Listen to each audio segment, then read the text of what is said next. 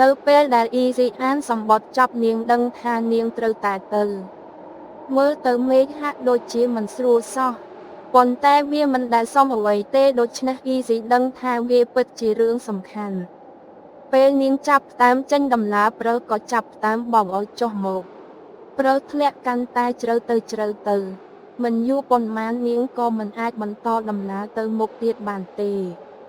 Screech បានហៅ Hey តើអ្នកទៅណា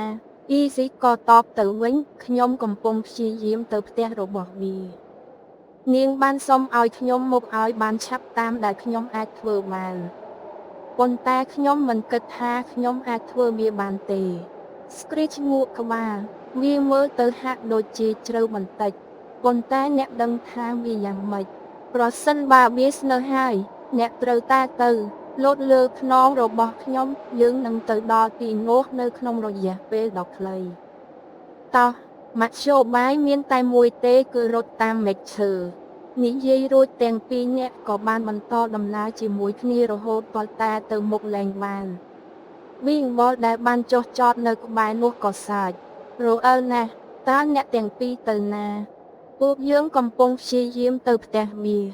Screech បាននិយាយនាងបានសុំឲ្យ Easy មកជាមួយវីងវល់ងក់ក្បាលអ្នកមិននិយាយថាទេចំពោះវាប៉ុន្តែផ្លូវអាកាសគឺប្រសើរជាងការរត់តាមមែកឈើទាំងអស់គ្នាឡើងលើខ្នងខ្ញុំមកខ្ញុំនឹងនាំអ្នកទៅទីនោះទាំងអស់គ្នា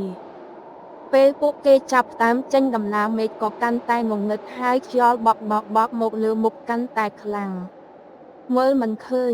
វីងវល់ស្រែកខ្ញុំមើលមិនឃើញទេពួកគេបង្ខំចិត្តត្រូវឈប់ភ្លាមប្រហែលពួកយើងចុះដើរប្រសើរជាងវីងវល់បានណែនាំ Screech ក៏តបពិតមែនហើយគំនិតល្អ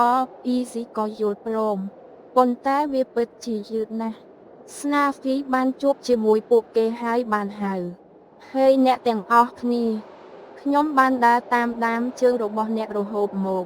តើមានបញ្ហាអ្វីវីងបតបានប្រាប់ថាព្រើធ្លាក់ខ្លាំងពេកពួកយើងមិនអាចដើរបានទេ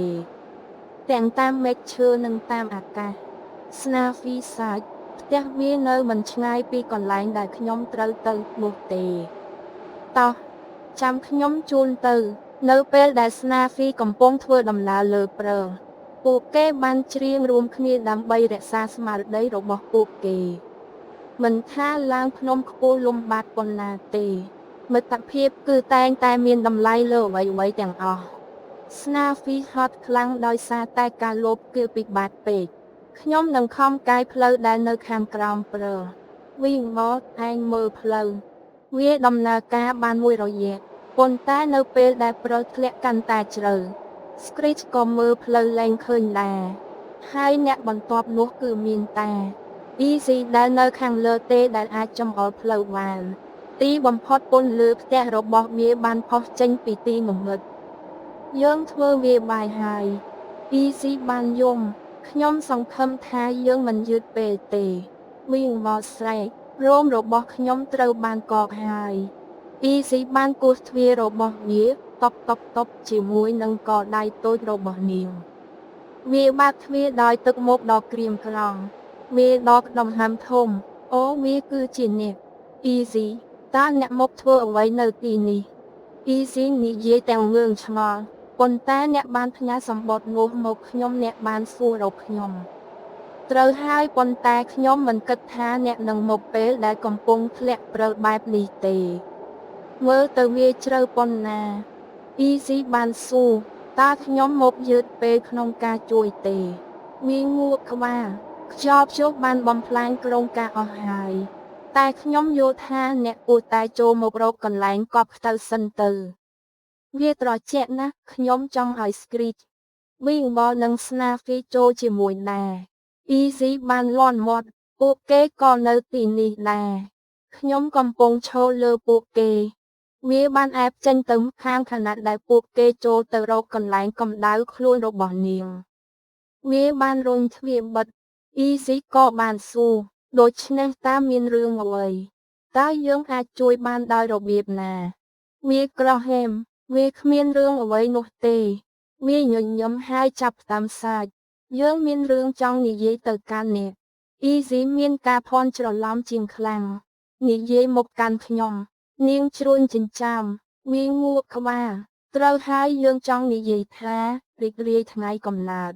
Easy សួរតើអ្នកដឹងថាវាជាថ្ងៃកំណើតរបស់ខ្ញុំដោយរបៀបណាព្រោះពួកយើងជាមិត្តរបស់អ្នក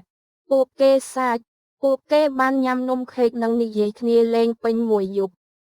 ខណៈដែលខ្យល់ព្យុះកំពុងបក់បោកនៅខាងក្រៅយ៉ាងខ្លាំង